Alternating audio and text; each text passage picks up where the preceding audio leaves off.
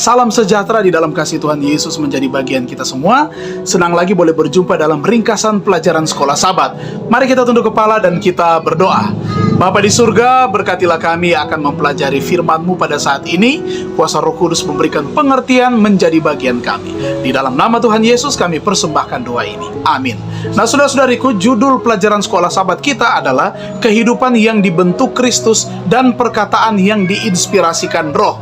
Dan pelajaran sekolah Sabat kita pada saat ini diambil dari Efesus pasal 4 ayat 17 sampai ayatnya yang ke-32.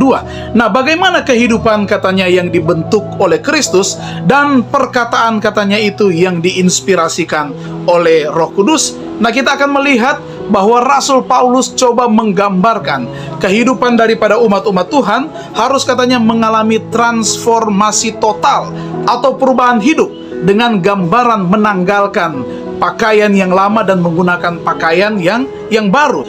Nah, dia menggunakan kiasan pakaian manusia secara umum untuk menggambarkan perubahan identitas pribadi yang terjadi ketika Kristus mengubah hidup manusia melalui kuasa Roh Kudus. Kalau kita baca di dalam Efesus pasal 4 ayatnya yang ke-17 sampai ayatnya yang ke-19, Paulus membandingkan gaya hidup orang bukan Yahudi yang dianggap merusak persatuan dengan pola kehidupan katanya dibandingkan dengan pola kehidupan Kristiani yang sejati yang memeliharanya. Kalau kita baca dalam ayat 20 sampai ayatnya yang ke-24. Nah, Paulus prihatin tentang pola perilaku yang mereka tunjukkan. Lintasan menurun dari kehidupan dalam cengkraman dosa. Ya, ini katanya adalah potret spiritualitas yang tidak berperasaan. Pikiran katanya mereka itu yang sia-sia dan pengertiannya yang gelap, jauh dari kehidupan persekutuan dengan Allah. Kalau kita baca dalam Efesus 4 ayat 17, 18 dan ayatnya yang ke-19. Intinya, hidup katanya seperti orang-orang yang tidak mengenal Allah dengan pikiran yang sia-sia. Nah, inilah kondisi dosa, kondisi yang semakin memburuk. Mereka dikatakan kebodohan dan memiliki kedegilan hati. Perasaan mereka yang tumpul karena apa? Hawa nafsu yang serakah dan cemar. Siapa itu? Ya, itulah manusia yang berada dalam cengkraman dosa. Kemudian kalau kita lanjutkan di dalam ayatnya yang ke-20 sampai ayatnya yang ke-24, kita lihat ayatnya yang ke-20. Tetapi kamu bukan demikian, kamu telah belajar mengenal Kristus. Ada ajakan ini untuk katanya belajar dan mengenal Kristus. Ayat 21, perhatikan bahwa para pembaca mendengar dia atau mendengar Kristus dan menerima pengajaran di dalam dia. Nah, Paulus ingin mengingatkan mereka bahwa iman itu harus berpusat pada hubungan katanya pribadi dengan siapa?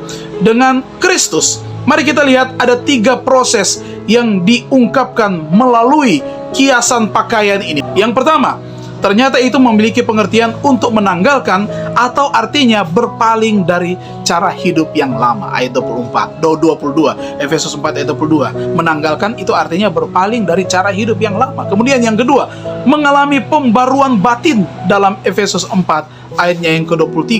Kemudian mengenakan pola hidup yang baru seperti Allah. Efesus 4 ayatnya yang ke-24. Nah, Paulus menganggap perubahan dalam hidup sama nyatanya dengan menukar satu set pakaian. Jadi ketika kita tanggalkan pakaian yang lama, menggunakan pakaian yang baru, itu artinya kita tanggalkan kehidupan yang lama dan belajar untuk memiliki kehidupan yang baru yang ada di dalam Kristus. Kemudian ayat 25 sampai ayat 29, Efesus 4, untuk membangun persatuan, maka ada penyampaian yang penuh rahmat yang disampaikan oleh Paulus lewat ayat ini, yaitu untuk membangun persatuan dalam jemaat. Orang yang memiliki kehidupan Kristus, maka dia akan membuang semua kata dusta. Kalau kita baca ayat 25 sampai ayat 29, membuang semua dusta dan gantikan dengan apa? Kalau buang kata dusta, gantikan dengan kata yang benar. Kemudian yang berikut, jangan marah dan sampai berbuat dosa. Jadi amarah itu jangan sampai matahari terbenam kemudian masih ada amarah. Jangan sampai amarahmu itu membuat engkau jatuh dalam dosa. Kemudian yang ketiga, jangan beri kesempatan kepada iblis. Oleh karena iblis akan menggunakan segala sesuatu untuk membuat manusia itu berdosa, sehingga kalau iblis masuk dan mempengaruhi manusia, maka tidak akan ada persatuan dalam jemaat.